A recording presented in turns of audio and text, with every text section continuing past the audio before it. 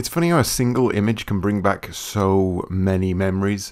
I saw a post on Twitter from Crazy Collector 1 who'd bought a collection of Spectrum games, and in amongst them was this snotty-nosed little brat and the title Megabucks.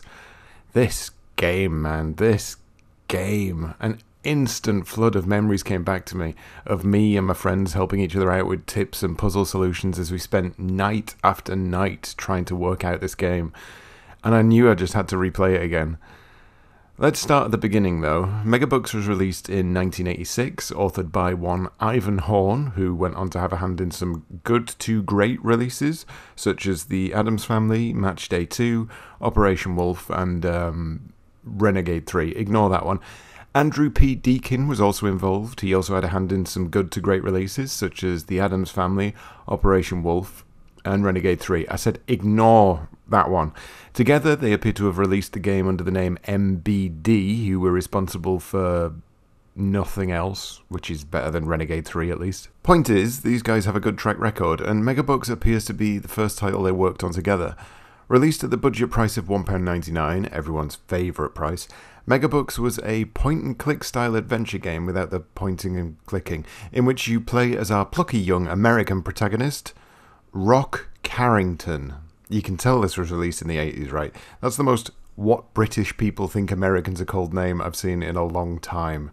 Brock Steele, Brad Chaddington, or Phoenix Surfmeister would have also sufficed, but that's fine. We get Rock Carrington, I can deal with that. Rock's eccentric professor uncle has died and is set to leave his billion-dollar inheritance in his hands. However, because this is a game and plot needs to happen, you need to solve the riddle of Uncle Maximilian III, yes, that's his uncle's name, don't question it, in order to claim your rightful cash money dollar bling bling. Dollar bill, yo. All well and good, and definitely something that happens all the time in real life. After a wonderful little ditty during the title sequence, you're plopped into the game proper, and you'll soon realise a distinct similarity to other adventure titles on the Spectrum, namely the Magic Knight series. There are items to pick up, menus to access your inventory, puzzle to solve, and a huge area to explore, and well, the similarities didn't go unnoticed in 1986 either. Your Sinclair magazine stated that it's uncannily like one of the David Jones' glorious Magic Knight trilogy, but were overall happy with the game and gave it a final score of 8 out of 10. Crash magazine were less enthused. Another excuse for another Silver Age arcade adventure game. I wonder why Firebird can't bring out some good original games. Sadly, I found Megabucks boring to play, and there is very little to keep the player addicted to it for long. It may look nice, but the game holds little appeal. Oof. Quite the contrast there, and it's one that doesn't particularly ring true with me. I owned the Magic Knight games, all of them, and I owned Megabucks. Do you know which one I played more? Megabucks. That's going to sound like blasphemy straight away, but let me explain. No, wait, stop getting angry, really, let me explain. I just liked it more. Okay, there's more to it than that. There were two reasons, really. As a kid, the Magic Knight games were absolutely fascinating, but I had literally no idea what the hell was going on. I think I saw a maximum of 4 or 5 screens in any of the Magic Knight games. I loved them, I was enamoured by them, but I couldn't get anywhere in them. They were mystical games for grown-ups that I really wanted to get into, but my pubeless brain was clearly not going to get round to figuring it out. As an extra aside, I was also in love with Jet Set Willy, a game that was equally too difficult for me, but one that let me explore this huge mansion with different rooms, and the concept of having this virtual playground to dig about in was incredible. So then we have Megabucks. Take the clever puzzle solving of the David Jones games, but tone down the difficulty, and take the mansion exploration of Jet Set Willy, but remove the pixel perfect jumping. You have a recipe that childhood me just could not pass up. On to the game then, and I don't want to give too much away here, so if you're worried about spoilers and you want to try this one out yourselves, here's my too long didn't watch. Megabucks is a fun, fair puzzler with some frustrating elements, but it's one that will keep you coming back, and it's one that consistently feels logical in its execution. Right, there you go. Anything you see from here on in may or may not show puzzle solutions. These things cannot be helped. When you first start the game, you'll immediately find the most useful and stupidest item in the entire game, this crystal. When you use this crystal, it allows you to levitate off the ground. I'm pretty sure that this technology alone would fetch in an absolute fortune, but unfortunately the game didn't take that into account, so you can't just leave, get a patent on this thing and make your cash like a good, honest businessman. You've got to solve some puzzles. And it's pretty lucky that this is the first object that you find, because this mansion has no stairs. I mean, fair enough, your uncle was eccentric, but are you seriously telling me he was so eccentric he decided to forego the construction of stairs in his mansion and decided to opt for a crystal that lets you levitate instead? That's not eccentric, that's full-on madness. He should have been sectioned well before he was dead.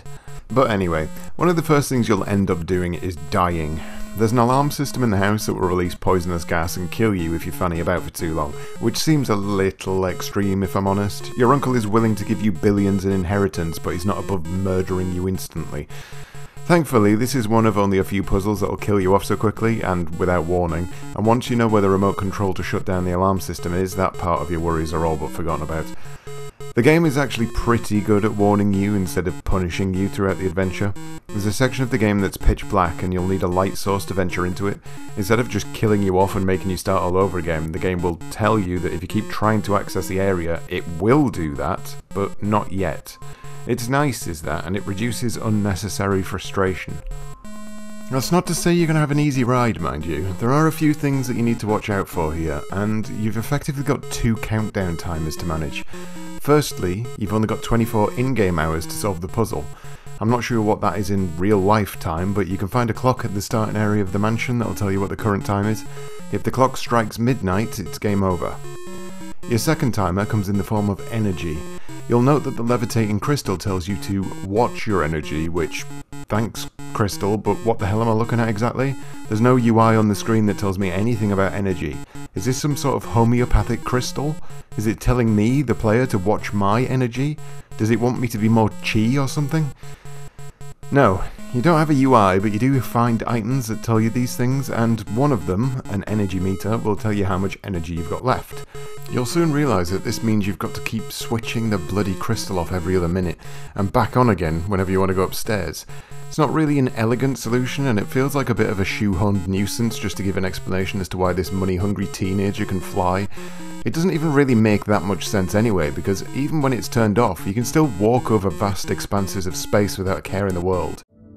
October 12th, Columbus Day. The Planetary Society activates Meta-2, beginning planet Earth's only continuous all-sky search for extraterrestrial intelligence. The only power it gives you is the ability to go up. So does this kid just naturally float? It's never explained, but the crystal is clearly there to try and slap an explanation around it. If they'd just let me keep it on all the time, it would have definitely alleviated some pointless menu switching, but it is what it is. It's a minor nuisance, but be prepared for it.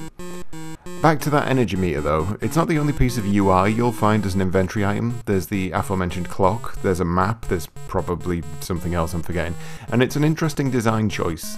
Your inventory space is limited, and as with all adventure games, so deciding whether you keep hold of these items or leave some space free is key to getting further through the game.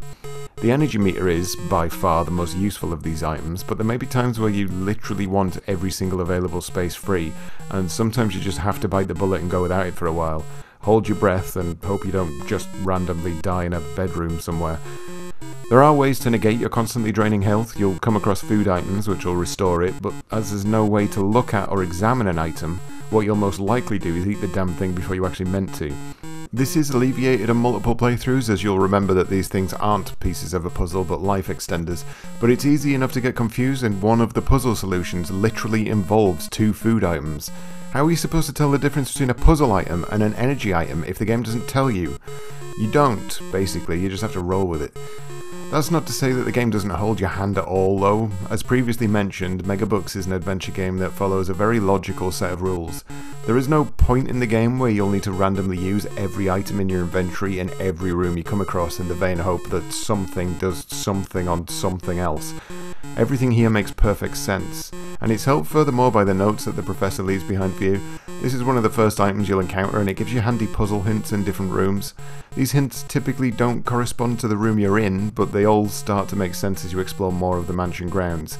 It's highly recommended that you keep pen and paper to hand, because these clues are a godsend. They're also not the only thing you'll need these writing utensils for. Much like the unexplainable crystal, this place is full of unexplainable teleporting telephones, which, again, would make an absolute fortune, so just grab these buggers and leave, you greedy moron. But no, Rock Carrington wants the bloody moon on a stick, so here we are.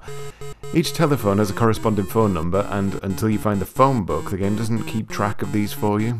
They are incredibly useful for getting you around this fairly expansive map, and in some cases, they're the only way to access certain sections, so note down those phone numbers because you won't be finishing the game without them. Quite literally, the final room you need to access can only be entered via telephone, which is not a sentence I ever thought I'd end up saying, but here we are.